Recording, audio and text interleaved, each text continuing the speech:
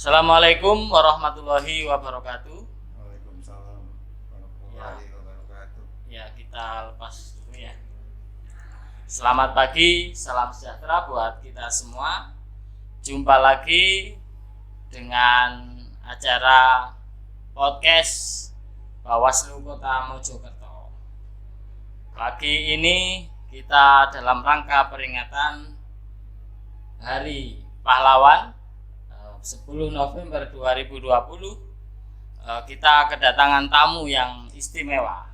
Tentu pasti penasaran dengan tamu kita pada kesempatan ini. Sebelum kita perkenalkan tamu istimewa pada kesempatan ini, sedikit saya memberikan prolog terkait dengan kegiatan peringatan Hari Pahlawan 10 November 2020. Saat ini negara Republik Indonesia telah mencapai kemerdekaan 75 tahun dan sudah melalui masa-masa yang terus membangun dari negara merdeka dari tangan penjajah. Setelah sejak tahun 1945 17 Agustus, Republik Indonesia terus berbenah menjadi negara yang sampai sekarang menjadi negara berkembang dan banyak diakui negara lain sebagai negara besar. Untuk menjadi negara yang besar seperti sekarang ini bukan tanpa pengorbanan dan perjuangan besar untuk mencapai hasil seperti sekarang ini.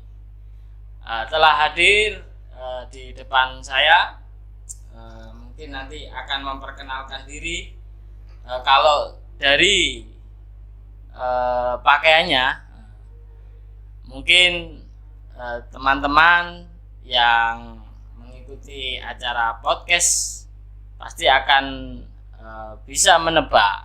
Kameranya di sebelah sana, Pak. Iya.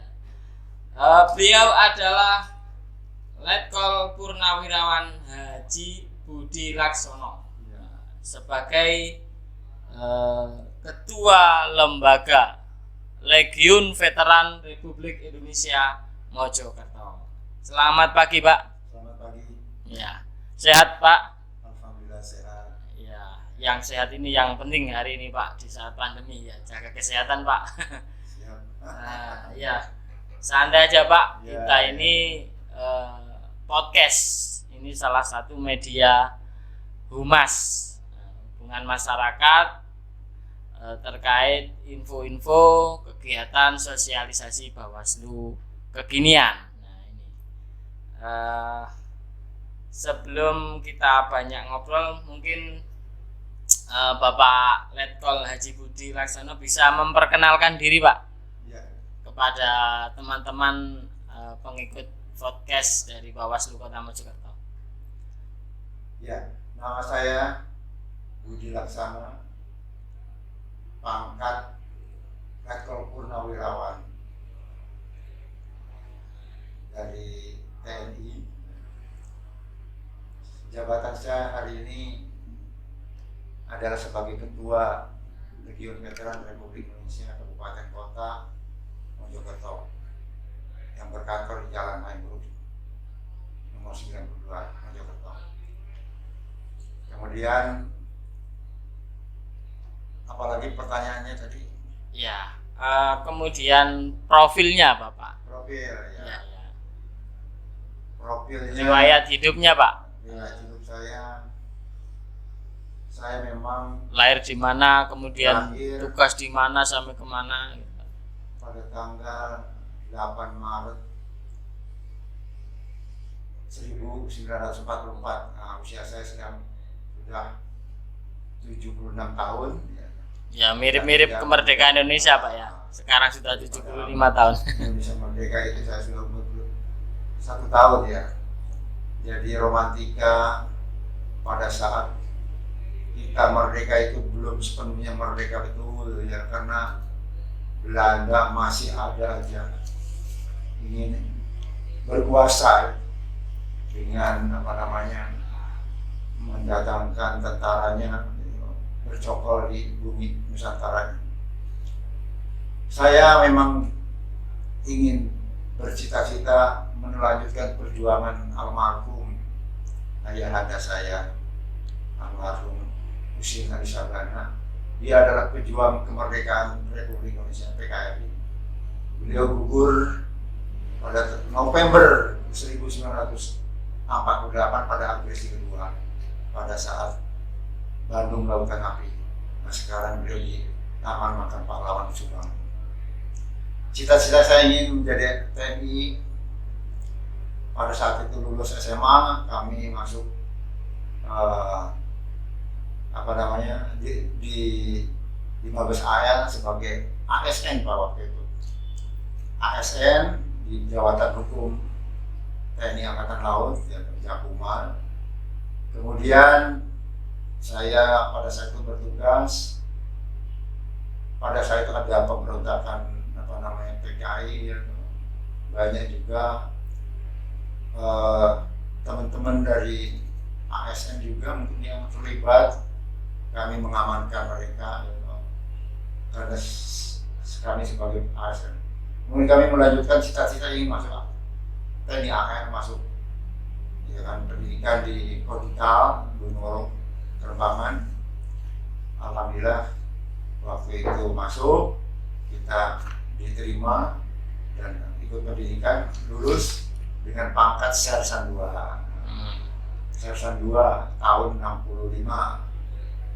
Saat itu memang suasana kebatinan mencekam karena pasca PKI meletus itu, ya kami terpaksa juga ikut mengawal bahwa pemberontakan itu bisa ditumpas, ya.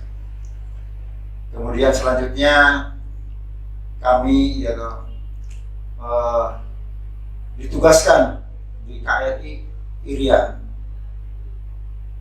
yaitu Pelabuhan 201, ya. Irian itu tugasnya didatangkan ke Indonesia ini untuk mengembalikan Irian Barat dari cengkeraman penjajah Belanda, yaitu dengan operasi Trikomando Rakyat. Kemudian dilanjutkan lagi perkembangannya di masuk KRI lagi, yaitu KRI Multatuli Eskadron Nusantara. Eskadron Nusantara tujuannya adalah untuk menjaga integritas wilayah pulau-pulau di seluruh Indonesia.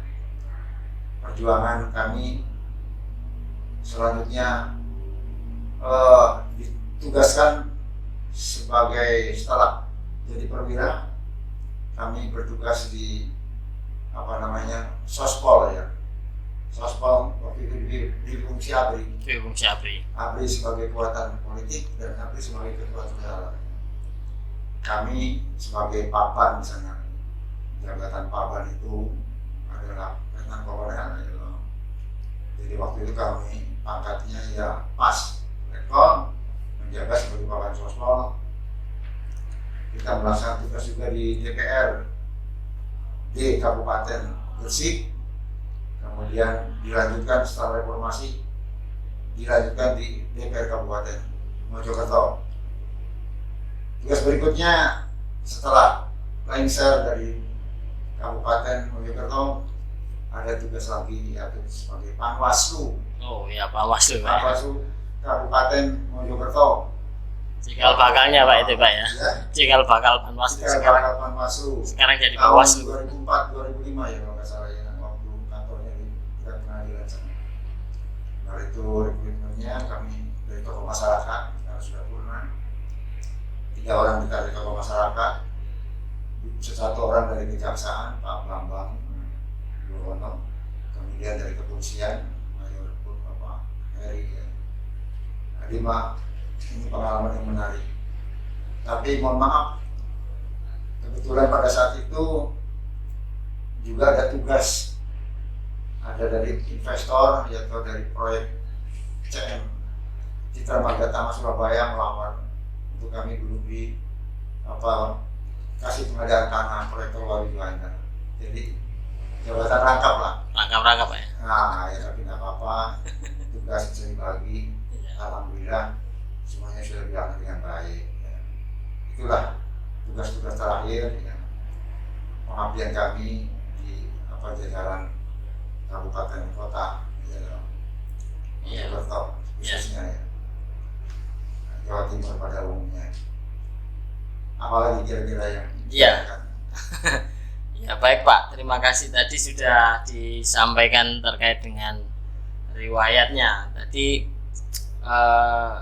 sepintas ada yang menarik perlu untuk didalami terkait tugas awal Bapak bagaimana terkait perjuangan mempertahankan Irian Barat ya Pak ya.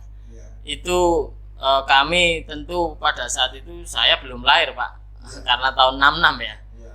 Jadi saya tahunya sejarahnya itu di pendidikan sejarah kemerdekaan. Nah, ini mumpung ketemu dengan para pelakunya, Bapak sebagai pelaku pada 1966.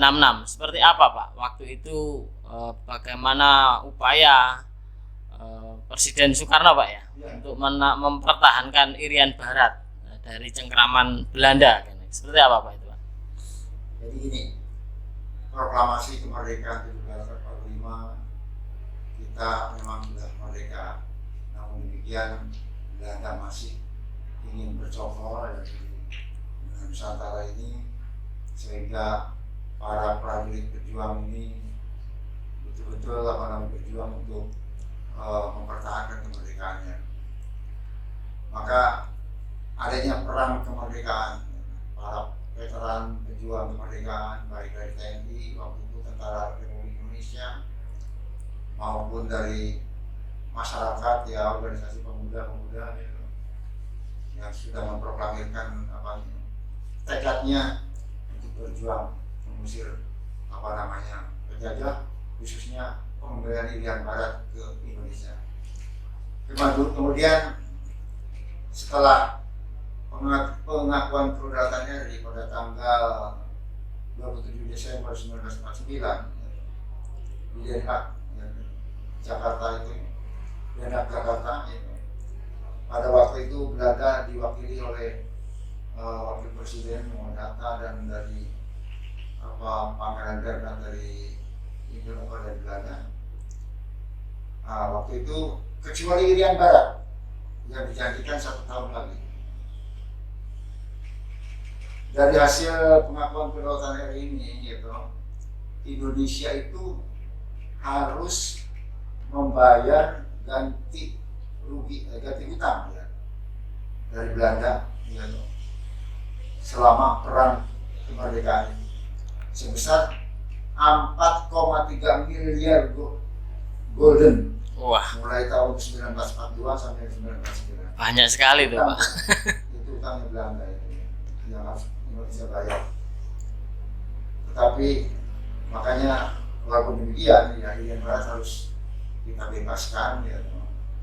Makanya perjuangan Trikora waktu dikomandangkan oleh Presiden Soekarno ya, kibarkan bendera merah putih di Irian Barat.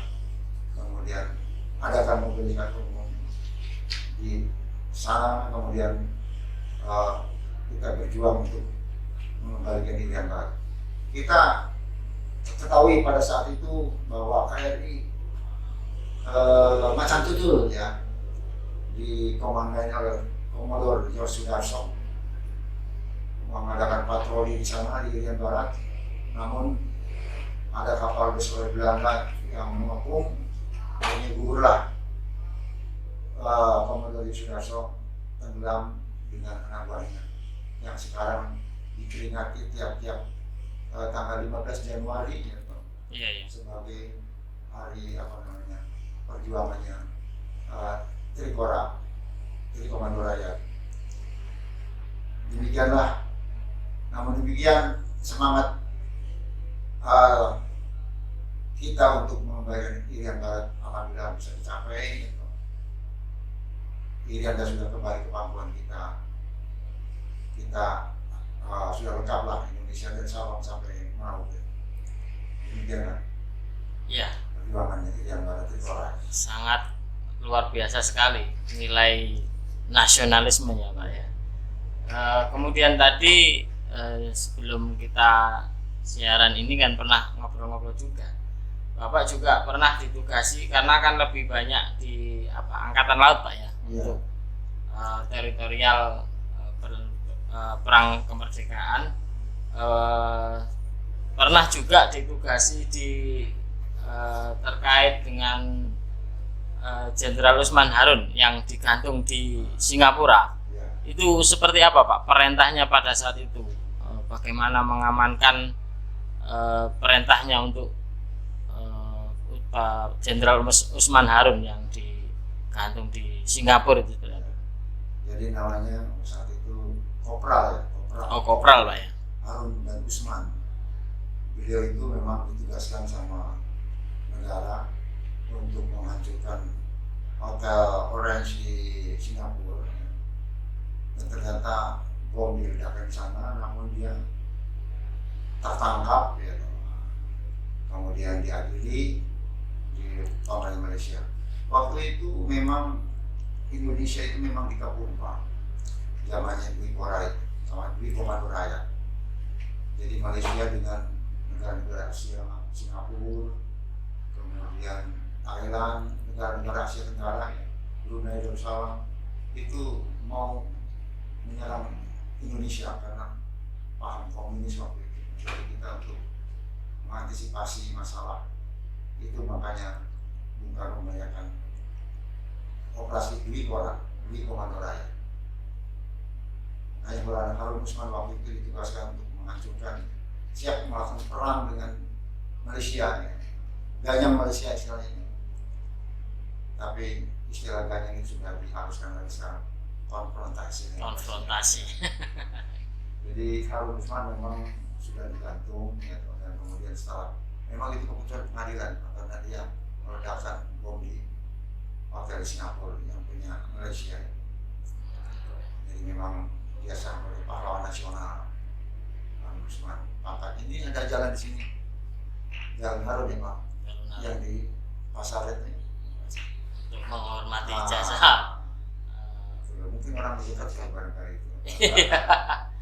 Iya, baik teman-teman yang mengikuti dari acara live podcast pada pagi kesempatan ini dalam rangka kegiatan peringatan 10 November Hari Pahlawan dan juga upaya untuk bagaimana meningkatkan semangat nasionalisme, cinta tanah air, dan yang utama adalah berkaitan dengan Bawaslu adalah sosialisasi pengawasan partisipatif yang menjadi tugas Bawaslu Kota Mojokerto, yang memang saat ini tidak ada tahapan, tapi kami tetap harus menjalankan tugas lembaga.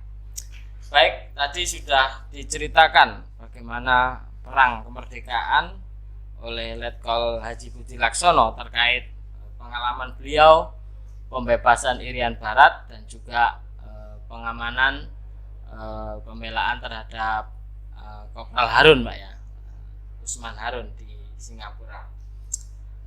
Tadi karena ini meningkatkan semangat nasionalisme, tentu ada tadi sedikit cerita bahwasanya Pak Letkol Budi Laksono juga anak putra dari pahlawan. Nah, itu yang setelah gugur di Bandung Lautan Api Pak ya. Seperti apa Pak waktu itu? Apakah masih ingat, masih bertemu dengan ayah, atau pada saat lahir sudah tidak ketemu ayah, atau bagaimana waktu itu peristiwa Bandung Lautan Api itu? Jadi peristiwa Bandung Lautan Api ya, itu sama dengan peristiwa 10 November Pak. Oh gitu ya.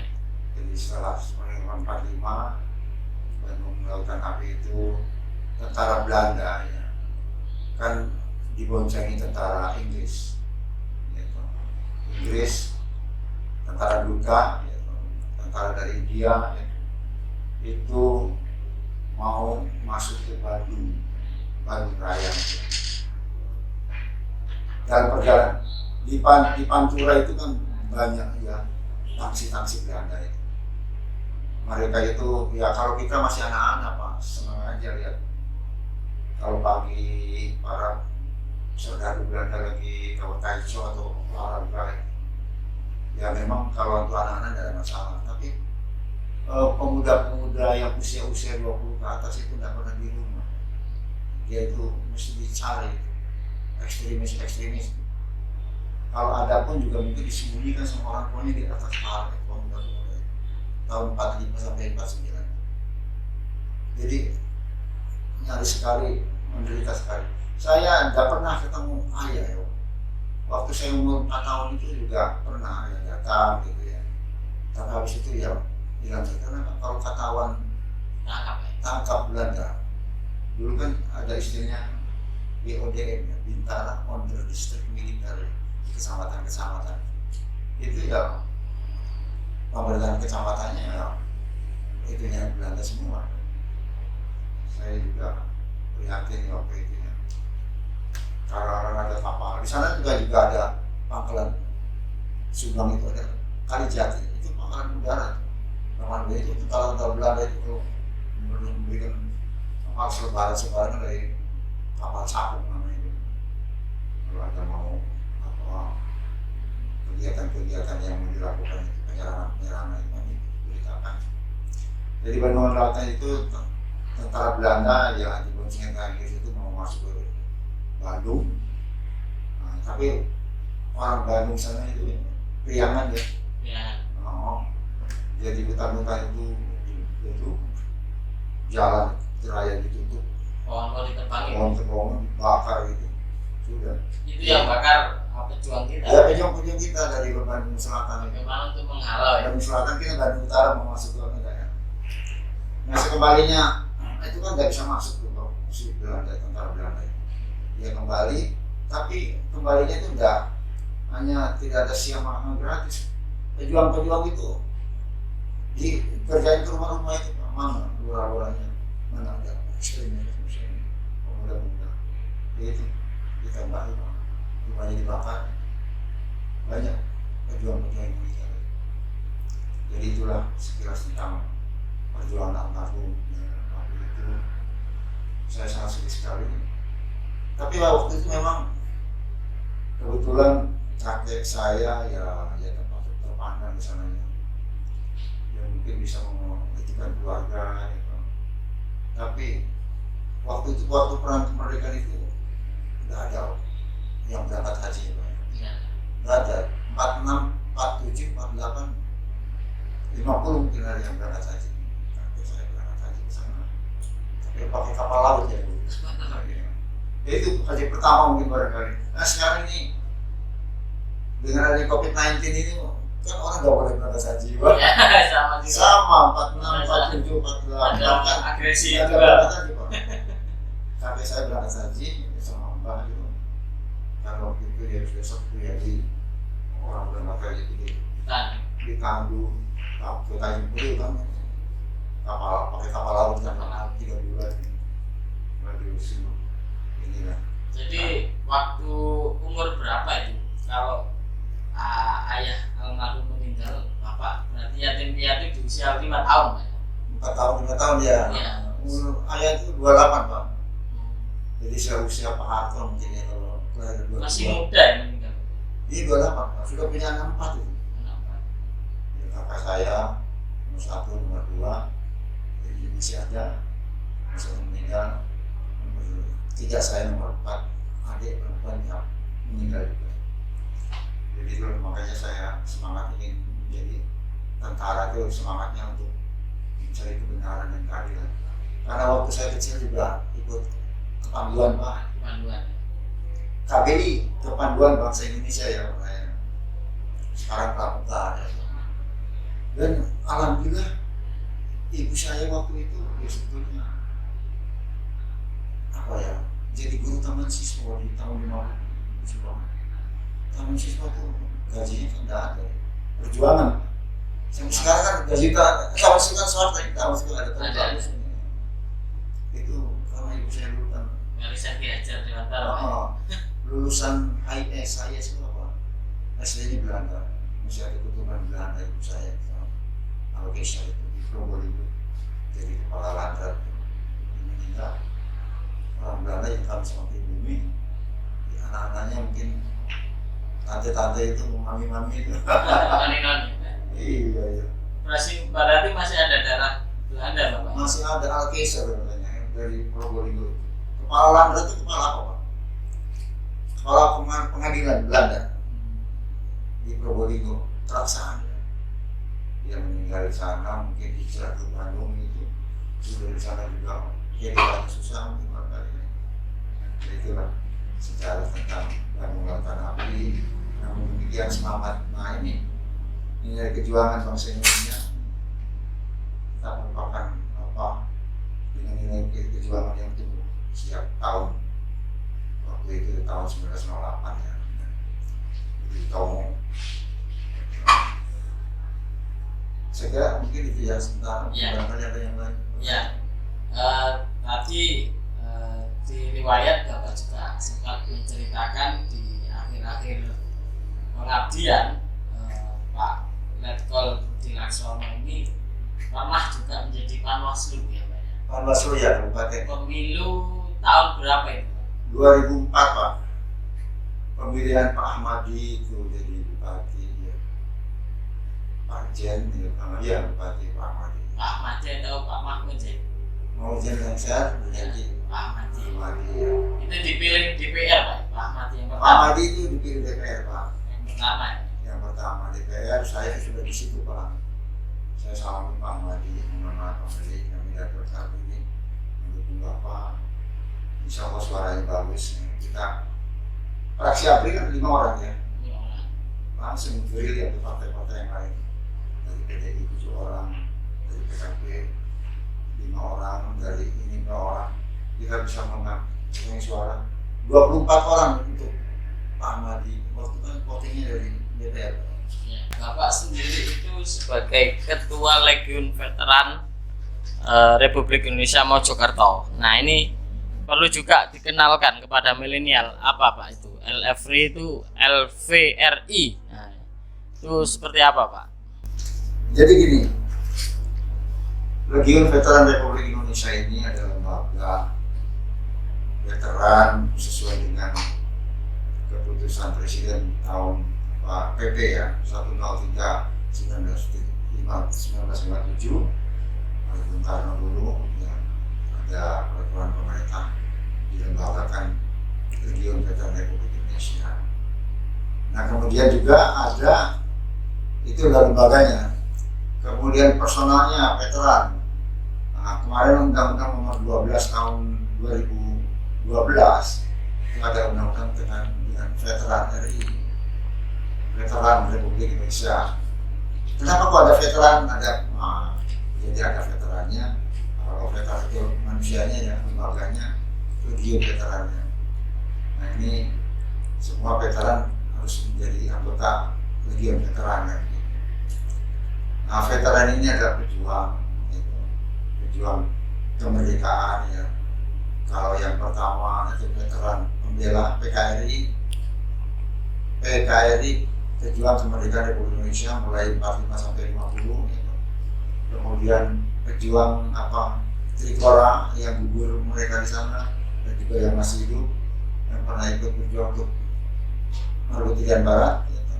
Karena berhadapan dengan negara asing, negara Belanda gitu. Kemudian perjuangan Trikora Ganyam Malaysia. Kenapa kok Ganyam Malaysia? Karena Malaysia itu memprovokasi negara-negara Asia untuk menyerang Indonesia dengan neokolonialis Malaysia itu. Nah itu ya. Tapi alhamdulillah kita bisa melaksanakan perang menghadapi mereka akhirnya karena korban ya ini pahlawan. Kalau nggak ada kan siap ikut perang ya Malaysia. Kemudian yang terakhir juga Trikora. Di Timur Timur. Kita waktu itu sempat juga ditugaskan. Ya, kalau KRI nggak siap terus Pak. Jadi kita akan membawa pasukan ke sana, bantuan tembakan, ini pasukan penyerangan darat Indonesia waktu itu kan lepas ya Timur Timur dari sekarang waktu zamannya pemerintah Habibie. Ya alhamdulillah karena Timur kan Portugis Pak, ya Portugis dulunya. Ya itu sudah, alhamdulillah kita dapat veteran ini dapat tunjangan veteran sama dana kehormatan. Ya lumayan alhamdulillah, kita syukuri itu nambah pensiun. Nilainya ya 1.800.000 gitu ya. Tiap bulan kita terima sampingan dari KPU, Bawaslu ya, 2 jutaan gitu. Dulu Pak ya. Ya itulah para veteran. Nah sekarang ini kami sebagai ketua PAI mempunyai tugas untuk membina para veteran yang ada di Kabupaten Kota Mojokerto. Berapa anggotanya Pak? Yang jumlahnya kurang lebih 300-an lebih. Ya termasuk janda Pak. Jandanya veteran itu juga dapat bantuan juga kalau veteran yang meninggal dan pensiunnya ada ya sekitar berapa 700 juta itu juga itu 1.000 lumayan lah tambah pensiun aktifnya ya. Nah itu pembinaan tetap kita tiap tahun ada kegiatan gitu. Ulang tahun RVRI, ulang tahun Hari Vetnas kemarin 10 Agustus Hari Veteran Nasional dirayakan di Kota Mojokerto di Kabupaten. Alhamdulillah kemarin Bapak Bupati datang ya, plus ya, beliau juga apresiasi. Saya mengimbau Pak Bupati tolong dana hibah jangan di kami dapat beres kan. Terus itu Pak, terkait ini kan Bawaslu tadi sudah jenengan singgung terkait tugas Bawaslu, salah satunya adalah partisipatif. Kami punya tugas yaitu sosialisasi partisipatif. Melalui kegiatan podcast ini seperti apa pesan Bapak selaku Ketua LVRI yang juga mengemban amanah lembaga, dan pesan Bapak terhadap Bawaslu Kota Mojokerto seperti apa Pak? Jadi gini, Bawaslu memang harus walaupun tidak ada tahapan-tahapan ya, tapi harus bekerja untuk mengadakan sosialisasi, komunikasi dengan para milenial, khususnya para pemilih pemula juga ya, yang usia 17 tahun ke atas kan sudah punya KTP ya, sebagian daripada Karang Taruna. Kemudian ada pemuda-pemuda di sini, ada saya pemuda Pancamarga, pemuda RKPPI ya, kemudian dari pemuda-pemuda dari Najim mungkin ya, Ansor ya, dari pemuda Muhammadiyah itu bersatu padu lah untuk membantu pengawasan di kota Mojokerto. Karena alhamdulillah Mojokerto sekarang sudah 3 kecamatan ya, Kecamatan Gersari, Kecamatan Keranggan sama Kecamatan Prajurit Kulon. Ini 3 ya, alhamdulillah. Mudah-mudahan ke depan lebih berdaya guna lagi dan berhasil guna Bawaslu Kota Mojokerto bisa melakukan tugasnya, walaupun amin ya seperti ini terhati-hati karena ada kegiatannya ini baru tahun 2022 ya. Mungkin itu barangkali yang bisa sampaikan, dan jangan bosan lah adakan sosialisasi, komunikasi. Barangkali nanti Ketua Bawaslu bisa ada kegiatan dengan veteran di sana. Ya, siap kerjasama dengan veteran. Ya, dalam rangka tukar informasi barangkali bagaimana pengawasan yang baik dan efektif, khususnya sekarang ini yang perlu diawasi nggak masalah politik uang gitu ya. Betul Pak. Jadi menurut Undang-Undang Nomor 16 tahun Undang-Undang 7 tahun 2016 ya tentang pilkada itu ya, juga ada manfaat politik itu supaya dicegah dan dihindari, jangan sampai. Tapi yang penting harus ada laporan. Kalau nggak ada laporan ya mungkin Bawaslu juga diam aja. Itu yang pentingnya. Ya memang harus minta ke masyarakat. Yang penting ada 2 bukti, ada 2 surat bukti yang bisa diajukan minimal. Mungkin itu barangkali. Walaupun nanti dia terpilih sebagai terpilih pasangan yang terpilih ya, kalau memang ada indikasi money politik bisa diproses dan bisa diberhentikan, diPO-kan dan sebagainya. Kalau bupati yang mungkin diberhentikan, tapi sekarang belum ada kelihatannya. Ya mudah-mudahan ke depannya bisa berdaya guna dan berhasil tugas Bawaslu Kota Mojokerto. Amin, amin. Terima kasih. Ya, terima kasih. Itu tadi teman-teman pengikut yang melihat podcast Bawaslu Kota Mojokerto yang sudah kita hadirkan narasumber spesial di peringatan Hari Pahlawan 10 November, yaitu Bapak Letkol Haji Budi Laksono selaku Ketua Legiun Veteran Republik Indonesia Mojokerto. Tentu teman-teman bisa like and subscribe di akun medsos kami, yaitu YouTube Bawaslu Kota Mojokerto, like di fanpage Facebook Bawaslu Kota Mojokerto, ada IG Bawaslu Kota Mojokerto, dan juga Twitter Bawaslu Kota Mojokerto. Ini adalah salah satu upaya program, yaitu kehumasan dan juga PPID Bawaslu Kota Mojokerto. Saya ucapkan terima kasih sebanyak-banyaknya kepada Bapak narasumber, Bapak Letkol Purnawirawan Haji Budi Laksono, atas kesediaannya menjadi narasumber dalam acara peringatan Hari 10 November. Harapannya tadi sudah disampaikan bahwasanya Bawaslu untuk tetap bekerja sesuai dengan tugas yang ada dalam aturan-aturan yang ada. Terima kasih. Kita berjabat tangan. Sama-sama merdeka. 1, 2, 3 merdeka. Alhamdulillah. Alhamdulillah. Sehat selalu, Pak. Amin. Ya. Terima kasih. Assalamualaikum warahmatullahi wabarakatuh. Waalaikumsalam warahmatullahi wabarakatuh.